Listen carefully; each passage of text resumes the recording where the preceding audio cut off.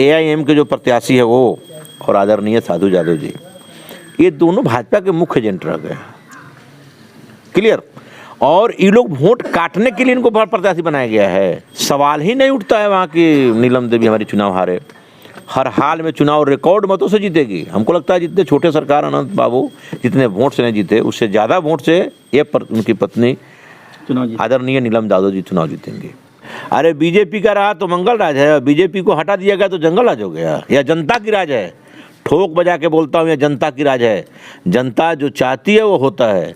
यहाँ ध्वस्त करेंगे, यूपी ध्वस्त करेंगे, झारखंड ध्वस्त करेंगे, सरकार केंद्र सरकार सत्ता से बाहर हो जाएगी। केंद्र सरकार से भी बाहर करेंगे आप? बिल्कुल, यह तैयारी है।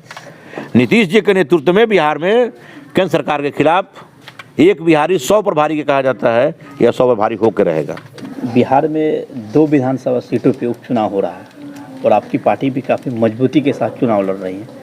एक तरफ बात जहाँ मोकामा की तो वही दूसरी तरफ गोपालगंज, वहाँ राजद के अधिकतर जो चंपारण के नेता नज़र आ रहे हैं। आप भी जाने वाले ही हैं वहाँ, क्या कुछ लग रहा है आपको, रुझान क्या मिल रहा है वहाँ? देखिए, मैंने एक दिन मात्र गोपालगंज में गया था। गोपालगंज की स्थिति तो यह है कि एक तरफा चुनाव है। वहाँ 2 तरफा की बात कहाँ है, एक तरफा चुनाव है। लोगों में भ्रम था, सारे भ्रम को दूर कर दिया गया। मैंने लोग धीरे धीरे बादल की तरह छट गए हैं। और मोकामा सीट तो मोकामा की सीट बात करते हैं। मोकामा की सीट जो रुझान है, सवाल ही नहीं उठता है वहाँ की नीलम देवी हमारी चुनाव हारे। हर हाल में चुनाव रिकॉर्ड मतों से जीतेगी। हमको लगता है जितने छोटे सरकार अनंत बाबू जितने वोट से नहीं जीते, उससे ज़्यादा वोट से उनकी पत्नी आदरणीय नीलम यादव जी चुनाव जीतेंगे। गोपालगंज की सीट भी गारंटी है, सीट निकलेगी। उमाशंकर जी, ये बताया जा रहा है मामा भी एक तरफ मैदान में है और दूसरी तरफ ओवैसी जी की पार्टी से भी एक उम्मीदवार मैदान में अपनी दावेदारी कर रहा है। और साधु जी ये दावा कर रहे हैं ये गोपालगंज मेरा सीट है, यहाँ की जनता मुझे पसंद करती है और तेजस्वी यादव दूर दूर तक यहाँ नजर नहीं आएंगे। गोपालगंज की जनता अगर उनको पसंद करती तब तक वो सदन में रहते ना। जब से सामाजिक न्याय के लोगों ने उनको सामाजिक न्याय के लोगों से दूरी बना ली है उन्होंने, या मेरे राष्ट्रीय अध्यक्ष जी ने उनको पार्टी से अलग कर दिया, उसके बाद केवल विधायक बने क्यों जनता वहाँ की उनकी चाह रही है। बराबर चुनाव लड़ते हैं, तो वोट नहीं। AIM के जो प्रत्याशी है वो और आदरणीय साधु यादव जी, ये दोनों भाजपा के मुख्य एजेंट रह गए। क्लियर।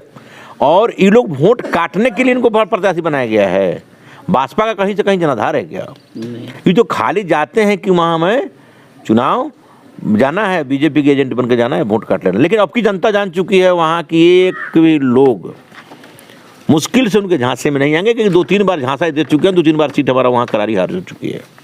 आपके जो प्रत्याशी मोहन प्रसाद गुप्ता, उनके बारे में ये बताया जा रहा है कि उनको लोग जानता तक नहीं है, नए उम्मीदवार। नहीं, ऐसा बात नहीं। पैसा के बलबूता पर उनको टिकट दे दिया गया, उतार दिया गया मैदान में। ठीक है, मेरे पार्टी के ऊपर बराबर पैसे, भाजपा के ऊपर ऐसा क्यों नहीं बोला जाता है कि पैसा लेकर उम्मीदवार उतारा जा रहा है? हमारे पार्टी के ऊपर अगर पैसे लेने का जो कहता है कि पहले उम्मीदवार बना जाता है, तो आपको मैं बता दूँ, क्या मुनीर रजक का भी MLC बन जाती? क्या उसके पास पैसे थे? जो कपड़ा धोती थी उसको मेरे राष्ट्रीय अध्यक्ष जी ने, आदरणीय तेजस्वी यादव जी ने उठा के ला के सदन में रख दिया। ऐसे 10, 20, 25, 50 नाम हैं जिसके पास कुछ नहीं है और हमारे दल ने ईमानदारी पूर्वक उस आदमी को सदन में भेजने का काम किया। क्या रिश्वत साहब मेरे प्रदेश अध्यक्ष हैं जुआ के, क्या उनकी स्थिति है पैसे देने लायक? क्या नागेंद्र राम जी विधानसभा का चुनाव में पैसे देने वाले के लायक नहीं?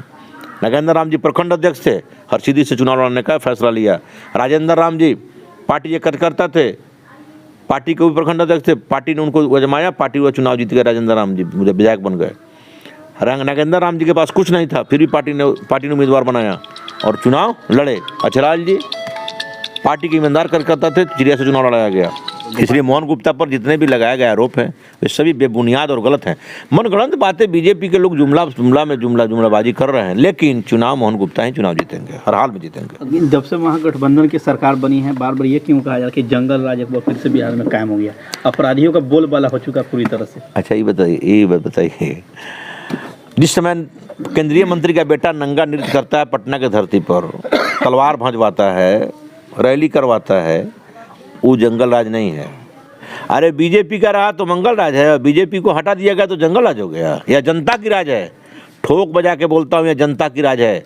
जनता जो चाहती है वो होता है। तेजस्वी यादव रातों रात अस्पताल में निरीक्षण करने के लिए निकल जा रहे हैं बीजेपी के लोगों का कहना है कि अपनी सिर्फ लोकप्रियता बढ़ाने के लिए ये रातों रात जाते हैं अस्पताल में, इसे कोई कुछ होने जाने को है नहीं, ये क्या करेंगे जो 9वीं फेल है? देखिए, इनको कुछ आता जाता है नहीं। देखिए 9वीं फेल है, मंगल पांडे जी हो सकता है बीए में किए होंगे। आज आरिफ जी आप भी बताइए, आपके चैनल के माध्यम से बोलना चाहता हूँ कि जो तेजस्वी यादव ने जिस दिन बागडोर संभाली है उस दिन के बाद उसके बाद स्वास्थ्य व्यवस्था की स्थिति क्या हुई, आप भी बता दीजिए। स्वास्थ्य व्यवस्था सुधार हुई है, पहले से काफ़ी सुधार है, पहले से सहमे हुए हैं लोग।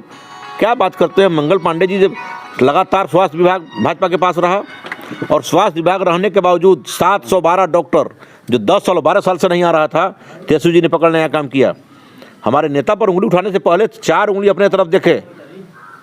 712 डॉक्टर को पकड़ने का काम किया और 712 डॉक्टरों को पनिशमेंट के लिए भी तैयार हैं। तुम पढ़े लिखे थे तो क्या किए, अनपढ़ थे। एक बार इंग्लिश में स्पीच करने के लिए बैठ जाओ, किसी है हिम्मत तो बैठ जाओ सामने सामने। भाजपा के जितने भी बिहार के नेता हैं बता दें, बैठ जाए सामने सामने, बैठ से जाए। लेकर आपने डंका के चोट पे कहा था कि हम मुखिया का चुनाव हर हाल में जीतेंगे। एक और मतलब आपने कहा कि बबलू देव को यहाँ से एमएलसी का उम्मीदवार बनाया जाएगा, तो दोनों बिल्कुल सत्य साबित हुआ। इस बार क्या लगता है, जिस तरह से बार बार ये कहा जा रहा है कि महागठबंधन की सरकार चलने वाली नहीं है, क्या लगता है आपका भविष्यवाणी क्या होगा?